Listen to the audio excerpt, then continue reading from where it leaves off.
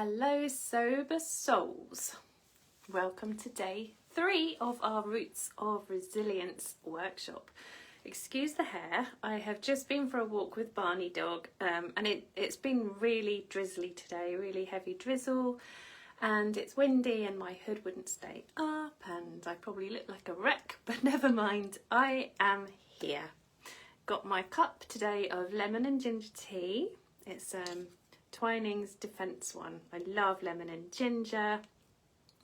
Really feeling like I need a bit of nurturing and comfort. You know, it's this weather, it's so dreary, so I think anything to make us feel better.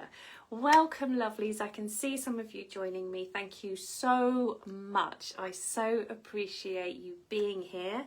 Pop a hello in the comments if you'd love to. And also, I'd love to know, how are you finding this week? I know they've been quite long videos. I had quite a lot to share, but today's one is going to be pretty short, pretty succinct. I have something very specific to share with you, which I think is going to really help you on your journey, wherever you are. And remember, these videos are for keeps. They're in the guide section. They're not going anywhere. So you have them to go back to, carve out some time with your journal and just really kind of go through stuff and take what resonates, as I always say, and leave what doesn't. How are you doing today? How are you finding this week? Are there any questions? Is there anything specific that you want support with? Pop it in the comments, or if you prefer, send me a private message. I love to hear from you. Okay, so by the way, happy Valentine's Day. I think every day should be Valentine's Day, because we need to remember that this journey, this sober journey, is one built on that nurturing self-love journey. It really is about reconnecting to ourselves. So where addiction is disconnection and numbing and squashing, and now we're just not wanting any of that anymore, we don't want to do that anymore, we're returning home to ourselves, we're rooting back to ourselves so we can really find that connection, the happiness, the peace, the presence, the calm, joy, abundance, all of the wonderful things that are available for all of us, So today is the day when we are going to open the door fully. Remember the door on day 1, we opened it a little bit, the light was starting to come in. We know that our freedom is the other side of that door. And then yesterday we opened it a bit more, there was more light coming in, we could really get a sense of excitement, maybe a bit of fear. It's like we know everything we want is the other side of that door. And right now we are just going to throw that door open and we are just going to step through it. We are literally going to step through it. And we are going to say, I am doing this. It doesn't matter. It doesn't matter if I'm scared. It doesn't matter what things are coming up for me. I am ready to create positive change. I am ready to create imperfect, messy action. It doesn't matter if I fail, because I'm just going to get myself back on track. And I'm going to really enjoy practicing the skills that I need to stay sober. Practicing finding the fun, practicing being the new version of me that just doesn't drink anymore. Who's with me? Drop me a yes in the comments, a hell yes. Let's walk through that door. And so as we step through the door, we are really declaring to ourselves, even if we're not feeling it today, even if it's one of those days, stuff it. Doesn't matter. It's Valentine's Day. This is the most loving, kind thing I can do for myself. I'm here with Kath, watching this video. I'm catching up on the replay. I'm in this group. I mean, flipping well done me, right? That's the attitude we want. That's the attitude. It's like bringing out that cheerleader, nurturing ourselves through. And when we're standing here, the other side of the door, we don't need to look back, because that's where we were. We're not there anymore. We've moved forwards. And that is a decision. It's just a decision. Our freedom is always just a decision away, of course. But what happens, we have to teach our body learns in a different way, and so we need to teach our body, like, we don't do that anymore, this is what we're doing now. And this is all part of the journey. And as we're standing this side of the door, we are just again noticing. We're just noticing, we're exploring, we're open to learning new ways, thinking differently. And so today we are going to talk about, this is going to be a nice practical, it's going to be a short one, but it's going to be very practical and give you something to really work on and focus on. And this will really add to either, if you've got something existing already, if you've got some kind of a plan in place already, brilliant. You may already have this stuff in place and it could be a refresher for you, or maybe you're already there and already doing it. Massive well done. And maybe I can help you find something else, some other kind of nugget of wisdom. So the core of your Stay Sober plan or Soul Freedom plan, whatever you want to call it, is built on daily habits. Our daily habits, our daily rituals, and our daily choices all influence our mood, our actions, the decisions we're making, and ultimately where we're going. So we need to really be conscious about the things that we're doing every day. So there are actually 4 steps to forming your Stay Sober plan. Number 1 is what. So what is your sobriety goal? So it's really important we know actually what we're trying to do. Now it could be you're not quite sure, perhaps you're just toe dipping, you're feeling a little bit not sure where I'm going with this, but you would like to maybe take a break from drinking, maybe do a week or a month, or you want to stretch that a little bit more. Many people just start with a month, but I recommend breaking it down. Perhaps your goal is to do an entire year. Perhaps your goal is to create an entire alcohol-free lifestyle. Just like you're done, that's it, I'm ready. So that was the decision I finally came to, and I get so excited when people say that. And even when people are toe dipping, I know usually that's where people then progress, and they progress because they get a taste of, you know, what freedom exists, what freedom lies in those moments of curiosity and testing and trying things out, and it's all part of it.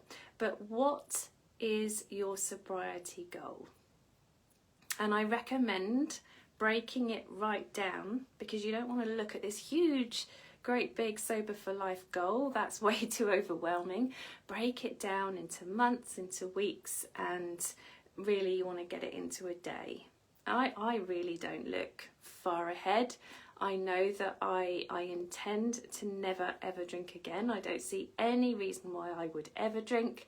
It doesn't appeal to me anymore. I don't think about it anymore. Maybe once in a blue moon it might pop in, but it's gone. It's like just a fleeting thought, and you know, I'm just so far from that now that I really don't think I really would ever drink again. I cannot imagine it. But that all started from, you know, I had to break it all down. So what is number 1? What is your goal? Now number 2 is why. Why is this goal important to you? Why do you want to do this? Yeah? Because we need to know why, And we need to have a list of reasons why. So this is something that you can obviously take away from this training today and just carve out some time and just really get clear on why. Number 3 is who. So who do you want to become? Who do you want to become? I wanted to become, me personally, the version of me that just is free from drinking, not thinking about drinking anymore, is doing healthy habits every day, you know, being present, being nice, feeling happy, feeling calm, feeling in control. I mean, I could go on and on and on. But who do you want to become?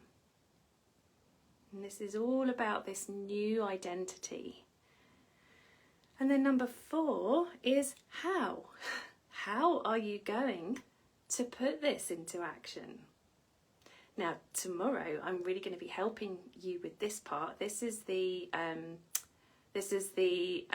what's the word I'm thinking of? Consistency. It's the consistency, it's the accountability, it's creating solid structure and tracking. So we're going to be covering that tomorrow. But today we are focusing on the discipline part, and so that was what, let me quick recap. What are your sobriety goals? Why is this important to you?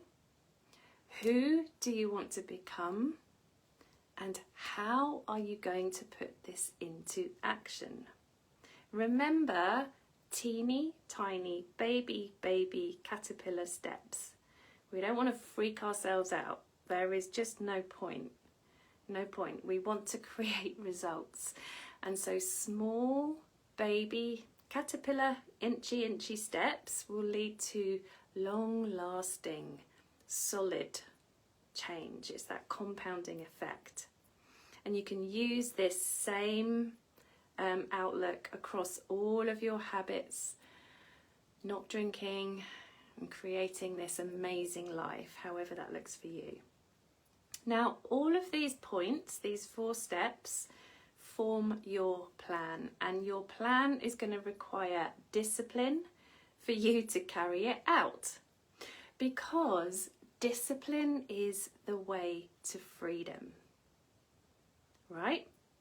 Your freedom lies the other side of discipline.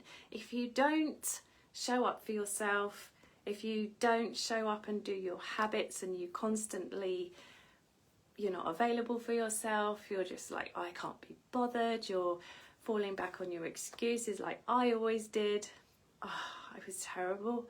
It's like, well, you're never ever going to get your freedom. So we have to take responsibility, and we have to practice self-discipline. Now, I am someone that loves the word discipline, but I know there are people that just don't like it. They're like, oh my God, it reminds me of, you know, a strict head teacher, like with a cane or something. And I remember my maths teacher, she used to hit us with a slipper if we didn't understand our maths. So, you know, that to me is discipline, but self-discipline is different. So I've got a reframe, a really nice reframe that I love for discipline, and that is devotion. So instead of saying discipline, can we be devoted to ourselves? And that feels so loving. That is self-love. And so as you go through number 2, why is this important to you? You're going to be really tapping into the things that you naturally are devoted to because they mean something to you. Maybe that is looking after your own health and wellness. Maybe it's your family, your loved ones, your friends, your pets. Taking care of yourself, being there for other people, giving, nurturing, your home. There's so much. And this is what we cover in the wellness tree. This is all the branches, all those different life areas. That's why I love the wellness tree so much, because it literally does cover all of the things that we need to be taking care of in our busy, busy world. And we can neglect things, and most of all we can neglect ourselves, and so we then feel resentful, we're exhausted, we're overwhelmed, we're bitter, and that doesn't feel very loving at all. It's pretty toxic. So I love devotion. I don't know what you think. How do you feel about devotion? How would it feel to be totally and utterly devoted to yourself? And imagine what you could create if you were really focused on devotion. This is why the way I work inside of my programs is so different. It's really not typical sober coaching, because yes, I'm a sober coach, I'm a grey area drinking coach, and most people think I focus on just not drinking, and that couldn't be further from the truth. I think I'd be really, really bored if I just told everybody not to drink and told them what alcohol does to them. And it's like, people know that. People want it's not about the alcohol. It's about the deeper things and just finding out who we really, truly are. What would we love? And this is stuff that we bury and we squash down and we put ourselves at the bottom. And it's getting to that root level. It's getting to really nourishing ourselves in our roots, so we can feed this up through our core, up into those different life areas. I love the wellness tree for this. It's so, so good for this. So I've got, I'm going to share with you now a little exercise that you can do. And this is something that I did yesterday with the people inside the Sober Souls membership group. And I thought I would share it with you because they loved it and it was just so powerful. I did it myself and I still need to go back and do it because I realised actually there's a lot here that I can work with, and I really want to share it with you. And so, where's my, here we are. This is a little self-love exercise, and this is going to help you with the devotion part, and this is going to help you to create your plan. So number one, and this is for you to take away because you're going to need some time for this. Number one, write a list of what self-love means to you. And I want you to think of all the habits and all the rituals. So write a list of what self-love means to you. One lady said she found this pretty tricky and she shared her list with me and it was incredible. So I think we can sometimes just be a bit hard on ourselves and not sure that we're getting it. There's no rules, there's no right, there's no wrong. This is very personal to us. We all love different things. And just think about this, brainstorm this list. It can be as long as you like. You can keep adding to it as the days go on. Having a love list. What does self-love mean to you? Number two, why are these things important to you? Why are these things important to you? So then you can go back over your list and just spend a little time on each one and just say, like, why? Why? So then you can see yourself doing that thing, and then you'll think about, that's how it makes me feel. That's why I do it. That's why I love that thing.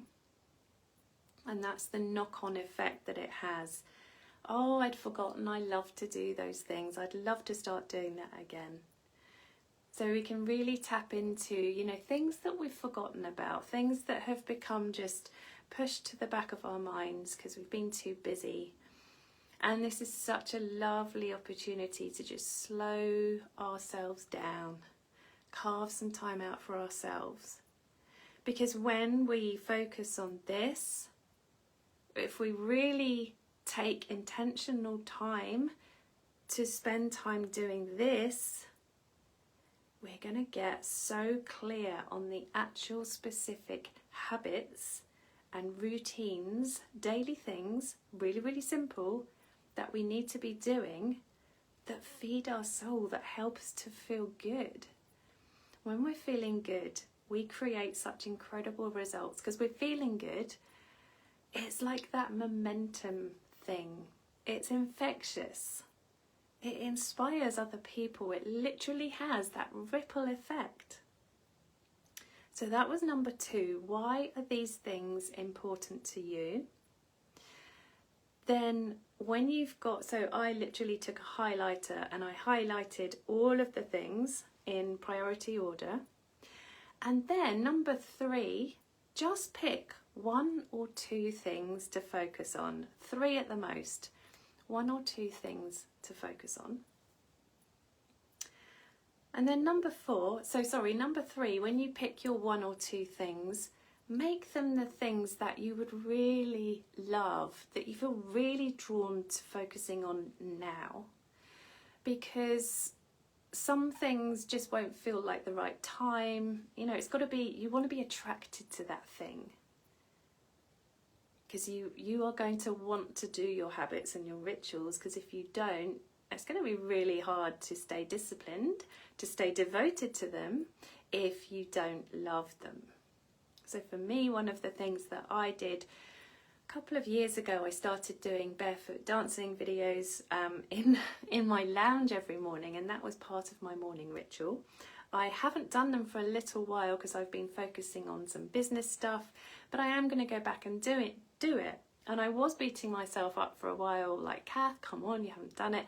And then I thought, do you know, there are seasons, there are cycles and times and rhythms, and we flow in and out of these. And I'm such a firm believer in listening to our body and listening for when it feels like the right time to do something. So pick the 1 or 2 things, 3 things at the most, that you would love to work on next. And then number 4 is, what action step will you take? So you picked your first thing. What do you need to do? Like, what do you need to set up? What do you need to organise?